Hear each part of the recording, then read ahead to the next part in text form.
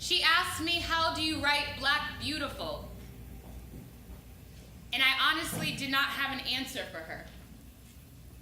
Everything I've been taught about being black, even while growing up in a half-black home, has been not so beautiful. You must have straight hair if you're going to be accepted in this family. I can't see your face, Nena. We're black, but we are not that black. There's something to be said about having space at a table that you do not cook the food for. And so I'm such a nerd, I began to study how I could write black beautiful. I looked at the word black, and everything that Webster's and Merriam's dictionary defines it as is something negative.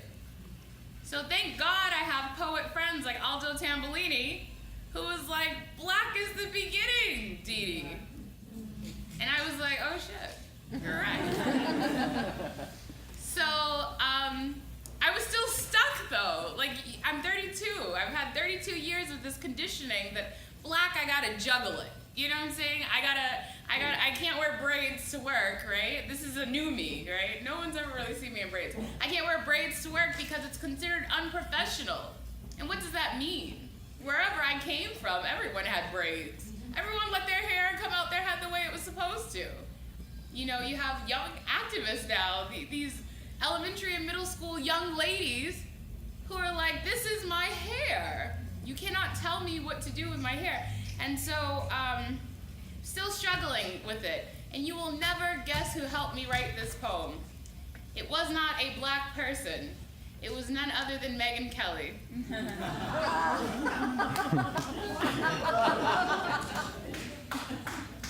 If any of you listen to spoken word pieces on YouTube or Button Poetry, you've probably heard of a poet whose name is Crystal Valentine. Thank you. Crystal Valentine is the most awesome person to me this month, last month, and maybe even next month. She has a line that says, how can you say that Jesus was a white man when he died in the blackest way possible, with his hands up, with his mother watching, crying in the street? And ever since she said that, I was like, oh my God, I gotta get my entire life together. So this is the poem. It's an ode to Crystal Valentine. On how to respond when the Bible is used as an eraser.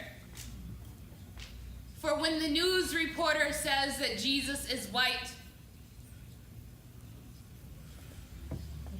1, immediately create a succession of 4 to 5 tweets telling Fox News anchor Megyn Kelly that in the beginning, when God created the heavens and earth, to remember the original color was black, and God did all of this in the dark.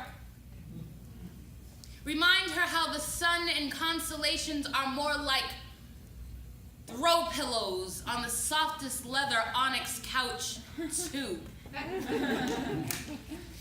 Ask her to consider how the Spirit of God was the first sunlight to touch the water.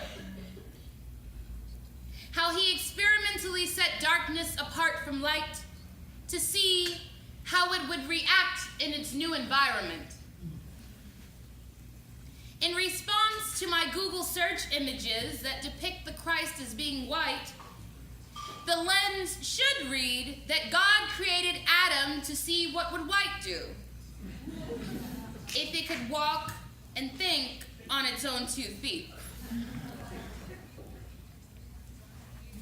Perhaps he ribbed up Eve or Lilith or both so that white men could go to bed with a comfortable companion, sort of like being under the covers of white fragility, privilege, guilt. 3, remind her how sin started out swollen on the neck of Eve. Abel's life was taken, like non-consensual sex behind a dumpster. The book of James said that there's no difference in what sin has been committed. We all sin the same, y'all. The exile of Cain, though, was probated from murder to just name-calling. The first light sentencing for a white offender, setting the precedence for Brock Turners everywhere, because ain't prison and solitary confinement so severe, y'all?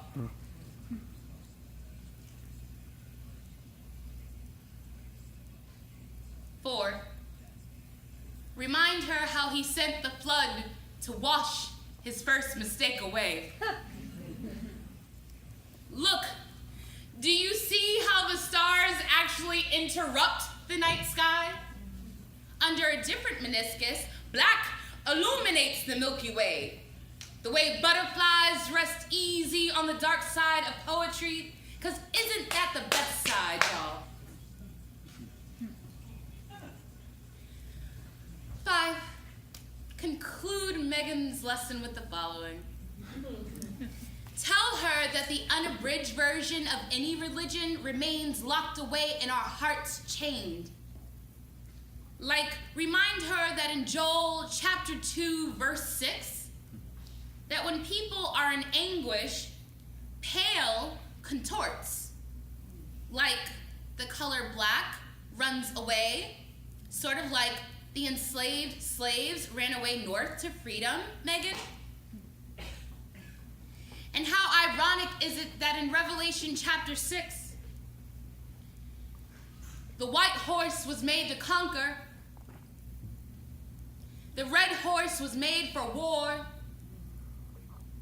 the pale horse has represented death and all of its hell, and all this injustice has been weighing and flogging on the backs of all the black horses, holding balance.